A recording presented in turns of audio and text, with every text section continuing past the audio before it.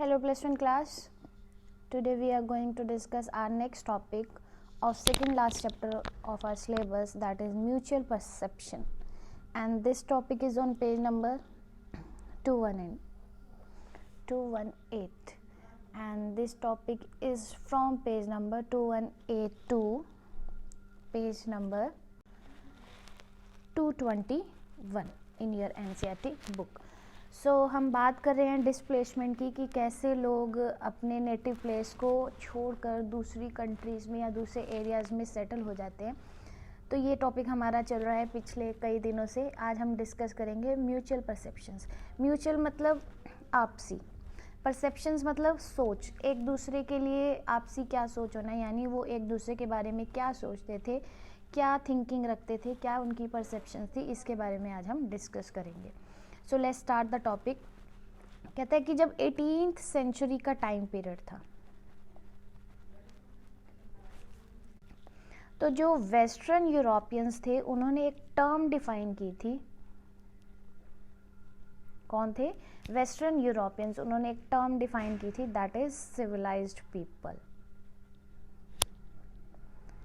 उन्होंने civilised people ऐसे लोगों को कहा था जो पीपल लिटरेसी की फॉर्म में थे, यानी जो पढ़े लिखे थे,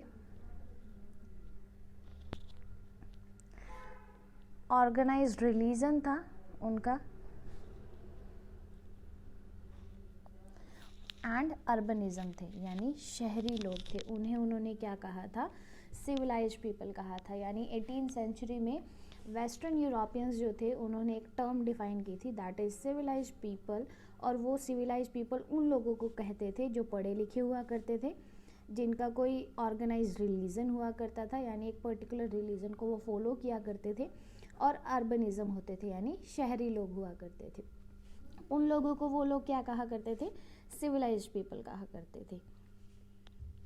लेकिन जो वहाँ के नेटिव्स थे, हम कहाँ की बात कर रहे हैं? हम अमेरिका की बात कर रहे हैं। हमने लास्ट टॉपिक में अमेरिका की डिस्कवरी के बारे में पढ़ा था। ये पढ़ा था कि कैसे जो थे फर्स्ट माइग्रेंट जो था वो अमेरिका में आया था, और उसने मतलब अमेरिका के अंदर वहाँ पर जो थी exchanging of goods and services होने लगी थी। तो वहाँ के जो नेटिव पीपल्स थे उनके लिए जो वेस्टर्न यूरोपियंस की परसेप्शन थी, किनकी?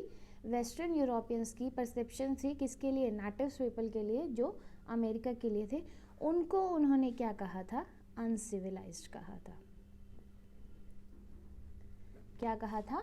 अनसिविलाइज्ड। तो एमसीक्यू में भी ये पूछा जा सकता है कि जो वेस्टर्न यूरोपियंस थे उन्होंने नेटिव पीपल को कौन सी टर्म में रखा था, या उनके लिए क्या टर्म यूज की थी। तो our answer should be that uncivilised persons. लेकिन एक फ्रेंच फिलोसफर हुआ करते थे। कौन? French philosopher. उनका नाम था जीन जैक्वेस रोसियो। क्या नाम था? Jean Jacques Rousseau. उन्होंने क्या कहा था इन नेटिव पीपल के लिए? उन्होंने ये कहा था कि चलो आपने माना कि ये लोग क्या हैं? अनसिविलाइज्ड हैं, तो फिर भी उन्होंने, यानी इस फ्रेंच फिलोसफर ने इनकी क्या की थी? काफ़ी ज़्यादा एडमायरेशन की थी, यानी तारीफ़ की थी, प्रशंसा की थी। और उन्होंने ये प्रशंसा की थी, चलो माना कि ये अनसिविलाइज्ड है, इसका मतलब ये क्या है? करप्शन, जो सिविलाइजेशन की करप्शंस होते हैं उससे काफ़ी दूर है, यानी अनटच्ड बाय सिविलाइजेशन करप्शन। तो कम से कम ये गलत काम तो नहीं करते, करप्शंस काम वर्क तो नहीं करते। इसलिए उन्होंने, फ्रेंच फिलोसफर जो जीन जैक्वेस रोसियो थे, उन्होंने वहाँ के पीपल के, यानी नेटिव पीपल की काफ़ी ज़्यादा एडमायरेशन की थी। तो एक टर्म यूज़ की जाने लगी थी उनके लिए, दैट इज़ नोबल सेवेज। तो नेटिव पीपल को क्या कहा जाता था? Nobel savage. सेवेज मीन्स जंगली जानवर या राक्षस, हम ऐसे वर्ड यूज़ कर सकते हैं सेवेज के लिए। नोबल मीन महान, मतलब एक अच्छा राक्षस या जंगली जानवर जो किसी को हार्म नहीं पहुंचाता, उसे क्या कहा गया? वहाँ के नेटिव पीपल के कंपैरिजन में रखा गया था। एक और पर्सन थे जिनका नाम था विलियम वर्ड्सवर्थ।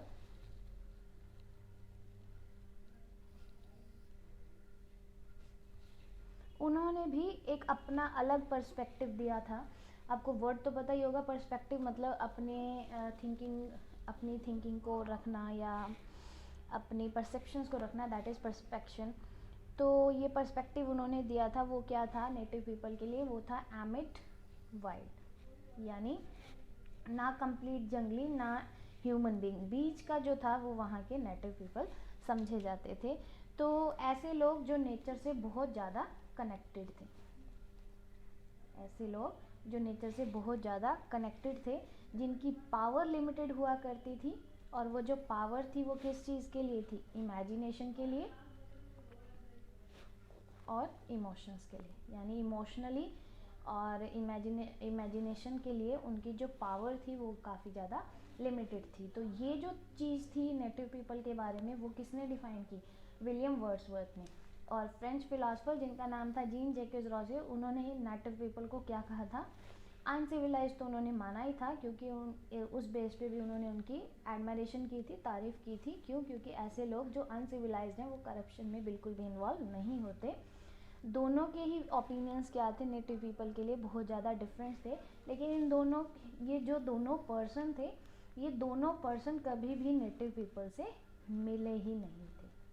ये दोनों के दोनों पीपल ही, दोनों के दोनों लोग ही नेटिव पीपल से कभी भी मिले नहीं थे, लेकिन इन्होंने अपना जो पर्सपेक्टिव था या अपनी जो परसेप्शंस थी नेटिव पीपल के लिए रखी थी। तो हम बात करेंगे नेटिव पीपल के लिए। नेटिव पीपल जो थे वो गुड्स को एक्सचेंज किया करते थे। हमने यहाँ पढ़ा कि वो नेचर से काफ़ी ज़्यादा कनेक्टेड थे, अनसिविलाइज्ड उन्हें समझा जाता था, और वो गुड्स एक्सचेंज किया करते थे यूरोपियंस के साथ। किसके साथ? यूरोपियंस के साथ। और ये जो गुड्स एक्सचेंज की जाती थी, ये ट्रेडिंग के पर्पज़ से नहीं, बल्कि एज गिफ्ट्स, एज प्रेजेंट्स के रूप में उन्हें दी जाती थी यूरोपियंस को। किसके द्वारा? नेटिव्स के द्वारा। लेकिन जो यूरोपियंस थे वो बहुत तेज किस्म के लोग थे। उन्होंने क्या सपना ले रखा था? रिच बनने का सपना ले रखा था, बिकमिंग रिच। तो वो उस कॉमोडिटीज़ को जो उन्हें एज गिफ्ट्स मिलती थी, उसका वो क्या करते थे? ट्रेड करते थे। क्या करते थे? ट्रेड। जैसे हमने अपने प्रीवियस टॉपिक में भी पढ़ा कि वहाँ पे फर जो थी वो बहुत ज़्यादा एज ए गिफ्ट प्रेजेंट की जाती थी। फिशेज हो गई, उसे भी एज ए गिफ्ट प्रेजेंट किया जाता था। लेकिन जो यूरोपियंस थे वो इन कॉमोडिटीज़ को ट्रेडिंग एक्टिविटीज़ के लिए यूज़ करते थे, प्रॉफिट को अर्न करने के लिए यूरोप में।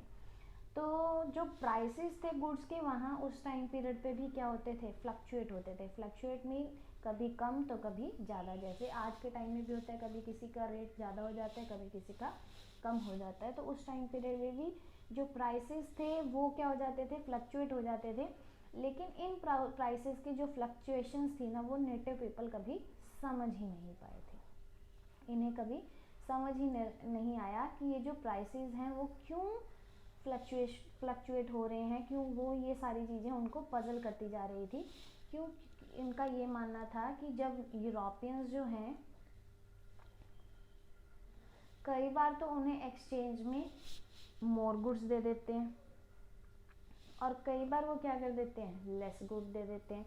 तो ये उनकी तरफ से तो प्राइसेस फ्लक्चुएशंस हो रही थी कि जब चीज़ें सस्ती होंगी तो वो ज़्यादा दी जाएंगी, और जब चीज़ें कम होंगी तो वो, और चीज़ें महंगी होंगी तो वो कम दी जाएंगी। तो ये फ्लक्चुएशंस जो थी वो प्राइस की वजह से हो रही थी यूरोपियंस के हिसाब से।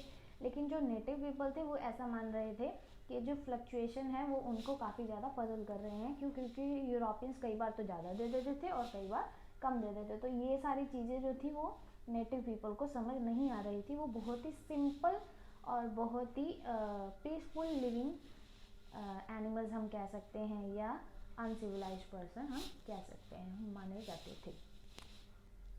फिर जो एक्सचेंजिंग थी वो बहुत ज़्यादा होने लग गई थी, और नेटिव पीपल को यूरोपियंस की ग्रीड के बारे में समझ आने लग गया।